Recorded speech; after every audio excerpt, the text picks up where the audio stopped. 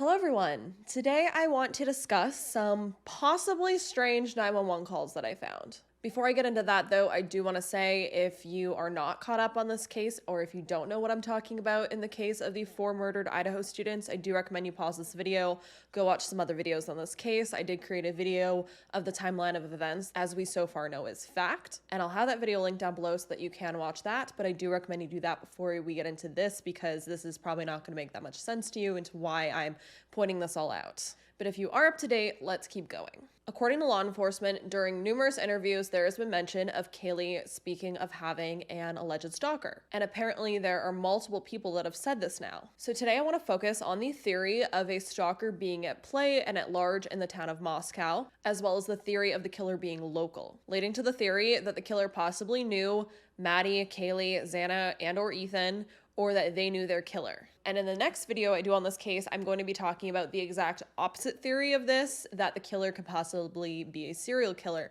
not from the town, or that this was just a complete stranger. And I know in the original video I created on the timeline that I spoke about not wanting to give a lot of time to rumors. And I still stand behind that. I'm not going to sit here today or in any videos in the future stating that, the specific person maybe is guilty or that person is guilty and spend a lot of time on rumors on specific individuals. And that's not what this video is about. I just want to focus on the theory of the killer being local or the possible fact of a stalker. And I think a lot of these 911 calls could point maybe towards that more. Or they can mean nothing. Nobody knows who could have done this or why. But I do think it's important to consider all sides of the narrative when it comes to any case so that you can have a full, well-rounded idea of what might have happened and be able to form your own opinions off of that. On top of that, law enforcement were the first ones to admit that they believe that this was a targeted attack, and I quote, a one-off, as I quote the mayor of Moscow, which I think that was a very poor choice of words. But now they've taken back their statements and said that the public should be vigilant and that they are not safe. If that is true, and we are to focus today on the theory that the killer is walking among the town of Moscow, I think what I've found could be very interesting. There seems to be quite a few very strange and very interesting 911 calls happening in the town of Moscow. And I'm mainly focusing after the reported 911 call of the unconscious person in 1122 King Road. And it seems like half of them could be genuine reports from people in the town now being hypervigilant and reporting things that could be important. And then on the other hand, it seems like there's a lot of reports from people that are just scared citizens. And I say all of this because I discovered that the city of Moscow, Idaho, is posting their daily 911 call logs online. I don't know why they're doing this. I don't know if that's common everywhere. I tried to look in Toronto if there was one, and it doesn't exist in Toronto at least. And what I found seems to be legit. I originally found it because I was searching about the 911 call, and I came across a news report website that was talking about other strange 911 calls in the area, and they cited their source as this link that led me to the city of Moscow, which seems to be the legitimate, city's website. And then they also have the call logs on there for some reason. So I wanted to start a conversation on this because I've spent the last couple days going over these 911 calls, and what I think I found is both very fascinating and possibly scary. I've also seen no one talk about this website, so I thought, why not bring it up because it's interesting. Before I do get into these calls though, I just want to make it clear that none of them could be related to the quadruple murder. They could all be unrelated, but I just found them interesting, and I think it gives a really good view of the town, considering this town is said to have been really safe.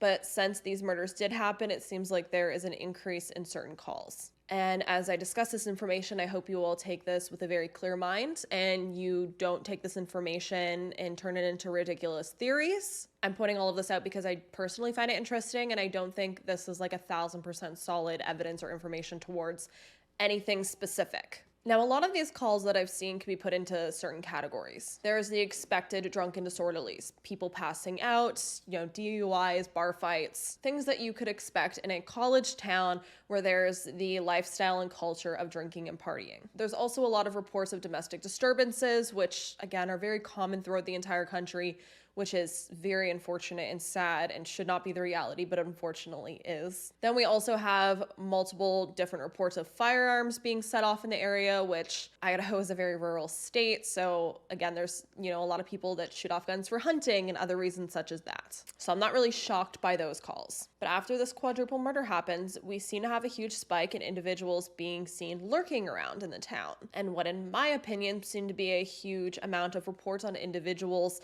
sending harassing emails and threatening messages, or also leaving very cryptic messages with restaurant staff that you'd presume to be younger, maybe college age, since this again is a college town and serving jobs in restaurants are usually places that, younger people apply to work at. This also piqued my interest because both Xana and Maddie also worked as a restaurant in town as servers. So knowing all of this, let's get into the 911 calls that I found very interesting.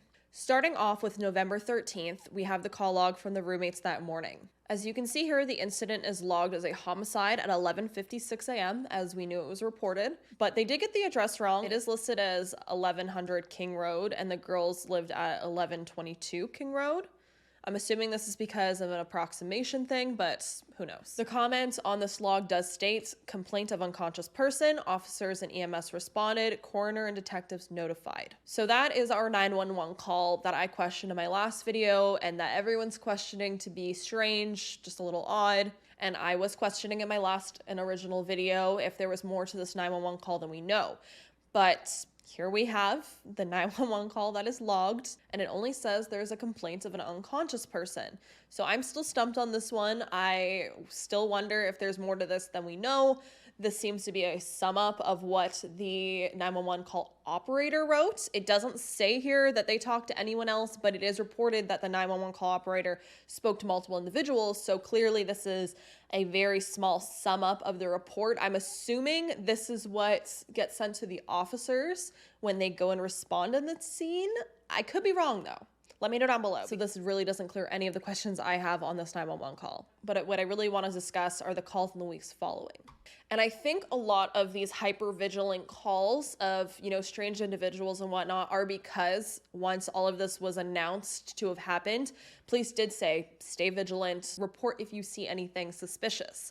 And there seems to be a huge uptick in suspicious person's calls. So later that night, on that same day after the 4 students were discovered murdered at 8:55 p.m., we have a 911 call where the caller states there is a male standing near a bike rack looking like he was trying to hide.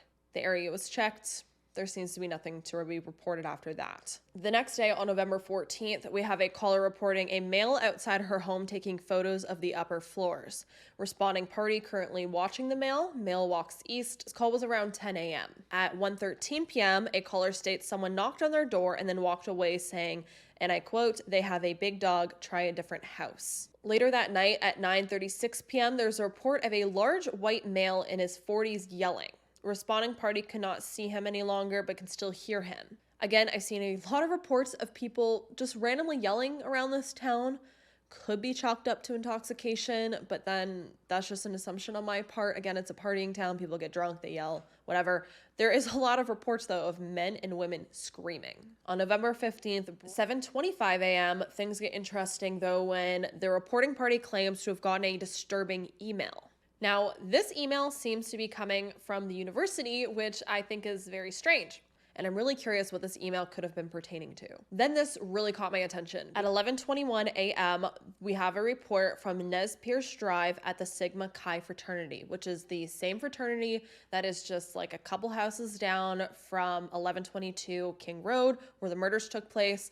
And this was also the fraternity that Ethan was a member at. This call from this fraternity reports a suspicious person / circumstances, but there were no comments made. I find that really interesting. On November 16th, we have something else that I find very interesting. I'm assuming this call is being placed by someone that works at Buffalo Wild Wings, but someone from there reports that a male keeps calling and whispering on the phone. There's a low voice, and he's been warned to stop calling. Again, who normally works at restaurants? Young college girls. Why are there creepy men calling these restaurants and whispering to women on the phone? It's just strange to me. And it seems from this call that it's happened multiple times if they've warned them to stop calling. Later that night, someone reports to have gotten a direct message from someone she doesn't know. The message read, and I quote, "Be safe out there." Now, this could be creepy. It does sound kind of creepy when you just think of it. Someone texting you saying, "Be safe out there." Sounds very cryptic, kind of threatening. On the other hand, if they say they didn't know this person, I'm assuming it would have popped up as an unknown number. So it possibly could just been someone trying to text someone else that they actually knew. they typed in the wrong phone number and it was meant to be like a nice message to someone. On November 17th, we have a report at 3:11 a.m. of a male acting strange and throwing things into a dumpster. This was at an apartment complex called Identity. At 8:27 a.m., we have a caller that states she thinks someone has been trying to enter the residence the past few nights and would like to talk to an officer. Again, we will see so many calls come up about people thinking people are breaking into their homes. 9:14 a.m., another caller states that she was followed when walking home from work. Then that day, we have another complaint of a graphic email. The address from this email and the address from the other email complaint were both from the university, which makes me wonder what is going on at the university, because both of these calls came from the same address. It makes me wonder, does any of this have to do with a stalker? Are these emails coming from someone local? Do they know who these emails are coming from? Or are these emails anonymous? I just find it really strange that there's two reports coming from the university of getting threatening, strange emails. Could mean nothing, or could mean something. Now at 4:42 p.m., we have a report of a suspicious vehicle in the parking lot and a person out digging in the dirt. As the night goes on, we have a report at 6:06 p.m. of a subject standing in a cul-de-sac wearing a big jacket and a black ski mask. November 18th, we have a report that there is a male at the caller's address who is knocking and asking to come inside and is refusing to leave. Now, this one could just be chalked up as a domestic dispute, or it could be really scary and creepy. 7:14 p.m., we have a trespassing complaint of someone pounding on a woman's door and saying they're an officer of the court. That one really creeps me out, because if they are in fact not an officer knocking on someone's door, could this be someone posing as a police officer? Very creepy and strange. We have heard of this happening before, so. November 19th, we have someone calling at 5:51 a.m. saying that their doorbell rang a few minutes ago. There's a vehicle parked outside on the street with its headlights on. No one is standing outside on the porch. I don't know why, but that one gave me the chills. Why is someone ringing a stranger's doorbell at 5:51 a.m.? Clearly, they wouldn't have called if they were expecting someone to come over. And then when they go and look outside their door, no one's standing there, and then there's just a vehicle parked on the street. That gives me the vibe of those stories you hear where people say if you see someone knock on your door, if you hear a baby crying outside, don't go out because someone's waiting out there to like kidnap you or steal you or attack you. November 20th, a caller at 2:08 a.m. says they keep waking up to noises outside and would like an officer to check the area. Again, pretty spooky, but this one I found pretty juicy. 8:38 p.m. The caller was driving and saw a male on the side of the road carrying a knife in front of him stretched out. What? I'm going to assume the police either couldn't find this individual or cleared this one up, because I haven't seen this in the headlines anywhere where like someone spotted a man walking around with a knife. Yet there is a 911 call about it, and considering the killer's murder weapon is a knife, strange. Strange to say the least. November 21st, we have a call that I think possibly could have to do with the case. And I say this because someone is calling and wanting to report a suspicious male that their reporting party encountered over a week ago. I think this could possibly be a call from someone due to, police coming out saying, if you know anything, have you seen anything, call us and let us know.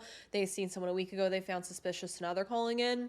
Again, just an assumption on my part. And I am very glad that people are calling in to report stuff like this, because anything could lead to the arrest of this person, something you've seen weeks ago, any photos you took around the time. And I think it's very important to say, anyone watching this video, if you live in Moscow, if you were at any of the parties that happened that night or around those nights, please send any photos you have to law enforcement, any suspicious information you may have, any information you may have about being at these parties around this area in this time, because even photos that don't directly have the victims in them could be helpful to law enforcement. So send any of that kind of stuff in that you do have. 9:20 p.m., we have a call that there is a male acting suspicious around 1300 hours at this location, which is around 1 p.m. And this location was the Bruce Pittman Center, which is a location on campus. The last call we have on this night, I think, really demonstrates how scared people are again in this town, because the caller is requesting an officer to escort her daughter to her vehicle and all the way home after she gets off work at midnight from Buffalo Wild Wings. And I found this one really interesting because if you remember earlier, there was a report of a suspicious caller at Buffalo Wild Wings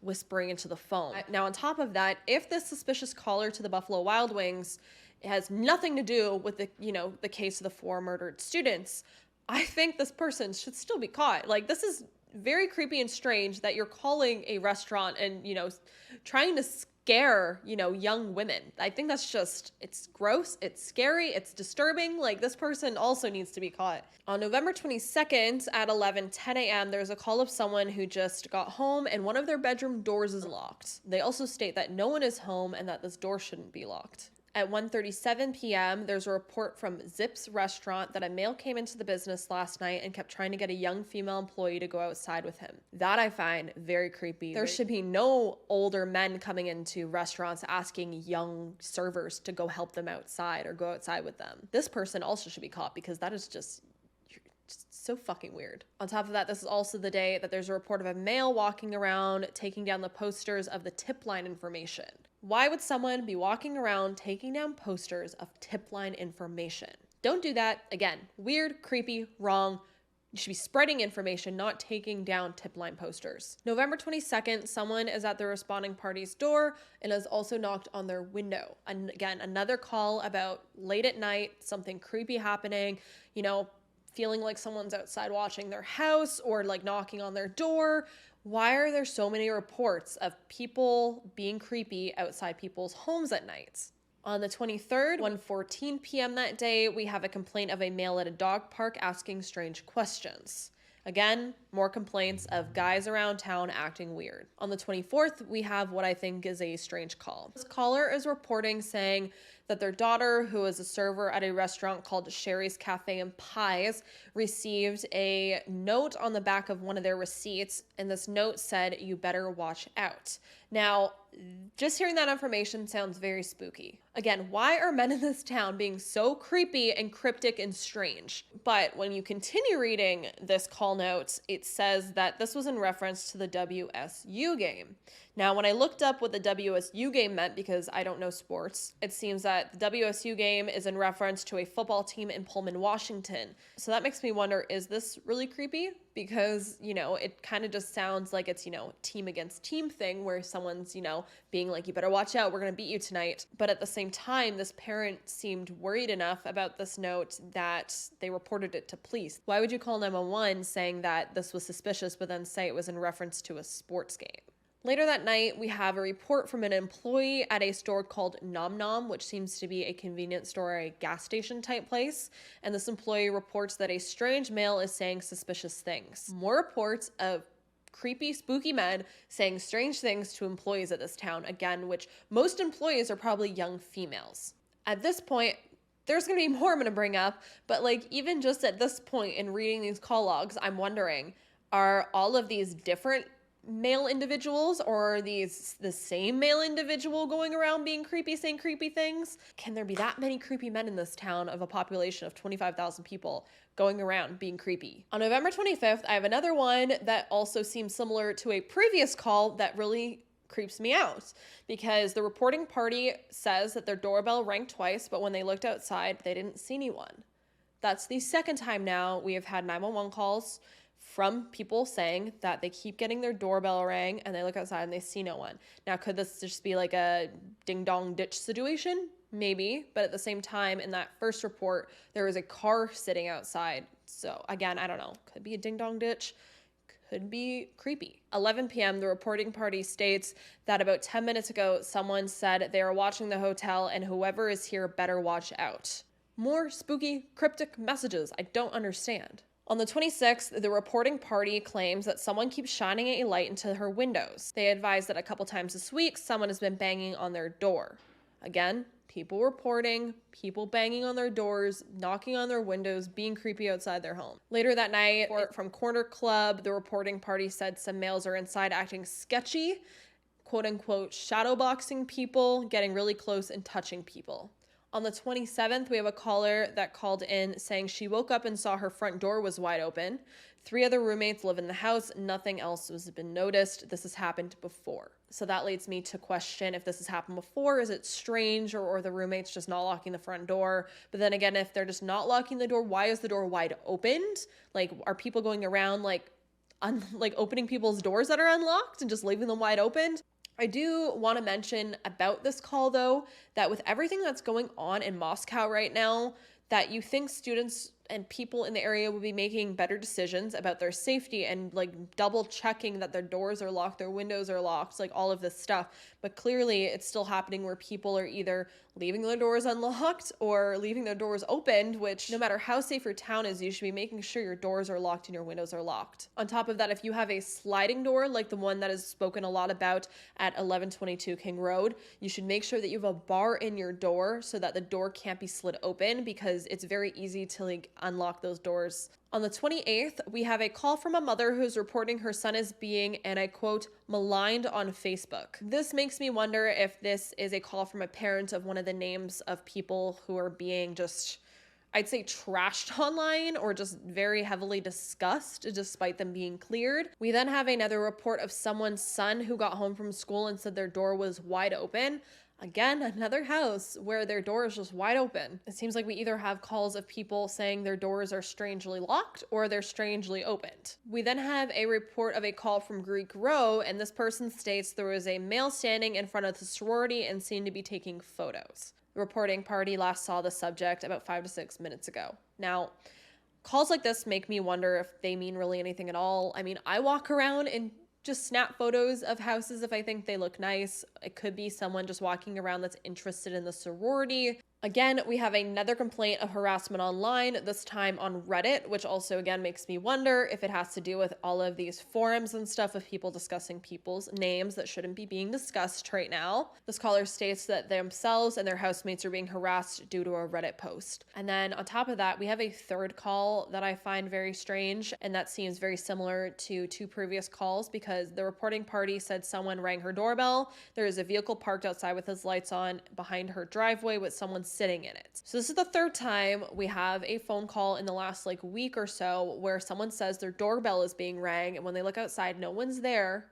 Two of those times there's a vehicle outside. It's just, I don't know, it's weird. They wouldn't be calling 911 unless they were scared, they felt intimidated by this. They weren't expecting anyone to come over. If they were expecting someone to come over, they wouldn't be calling 911. Now, today I'm filming this on November 30th. So far today, there's really been nothing interesting 911 call-wise. I mean, later on in the day there might be. So when I'm editing this video, I might take a look. If there's anything, I'll do like a voice recording and add it in. But if not, we're gonna like end it here with these calls. Honestly, this was the only thing I found of interest so far today from December 1st. It's at 1 a.m. We have yet again another call of someone hearing strange noises outside of their window.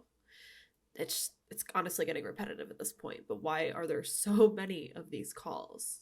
What do you all think about these 911 calls? Does it paint a different picture of Moscow to you that has been talked about, how safe this town is? In my opinion, there seems to be a large amount of very strange men being reported, you know, sending messages to people, saying cryptic things, acting suspicious. Now, could some of these be chalked up to people, again, just being hyper-vigilant, saying someone's acting strange? Sure. But why are there reports of people walking on the side of the road with knives? Why are there reports of threatening emails being sent, people's doors being opened, or people knocking on their doors in the middle of the night or ringing their doorbells in the middle of the nights?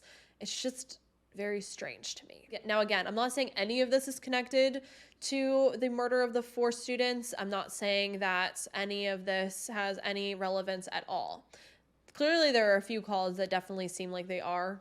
The ones about, you know, harassment being reported on Reddit and stuff like that, I definitely think are. But I think these 911 calls really give me a fuller view and picture of what is happening in Moscow at the current time. And I think it's very interesting to see all of this. Again, I haven't seen anyone really talk about this, so I did want to start a conversation about this. So let's have a big chat down below about this. Again, I want to press, please don't go into the comment section of this video or go on Reddit or Facebook or anywhere in general and start taking these 911 calls and twisting them into something they are not. We don't know if they are connected to anything. Law enforcement hasn't said they're connected to anything, but I just find them interesting, and I think it's interesting to look at them. So I don't want people to take this video the wrong way and go and twist it into something that it's not and be like, oh, this is connected to this because of this, and create this whole spider web of theories and rumors and things that aren't actual fact. I'm not sitting here today trying to make things up and create rumors and spread rumors. I do think, though, that these 911 calls show that there are some really creepy things happening in Moscow right now. Could any of this support the idea of a stalker?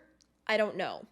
I do think that it's strange that there are a lot of men going into restaurants where young girls work and young people work that are harassing them, that are sending them threatening messages, that are trying to lure girls outside. I think all of that's very strange. Clearly, there are parents worried enough that they're calling, asking for officers to escort their children home. But could any of this have to do with the stalker that Kaylee allegedly brought up? I don't know, but I think it definitely is interesting to look at and to think about and to consider. I also think the theory of the killer being local, in my opinion, isn't where my head goes. I personally don't think that the killer is local, but I, of course, am going to consider all possible sides of everything. So with that, again, let's chat about this down below. Have you heard about these 911 calls? If you are not subscribed, please hit that subscribe button and turn on the notification bell so that you're notified when I do post my next video. I am very curious about this case now that I've dived into it. There are so many different dynamics to it that are spooky and creepy and scary, and this case has really hit home for me. I do have another video in the works that isn't even related to this. It's a whole nother case that I'm gonna put out. I already recorded, I just haven't edited it yet because I've been working on these case videos. But yeah, I also obviously post content that's not related to this case. So if you're interested in other cases and you want to talk about other cases as well, I hope you join me in that. With that, I hope you all stay safe out there. Again, lock your doors, make sure your windows are locked, and stay vigilant out there. I hope you have a great rest of your day, and I will see you in the next video.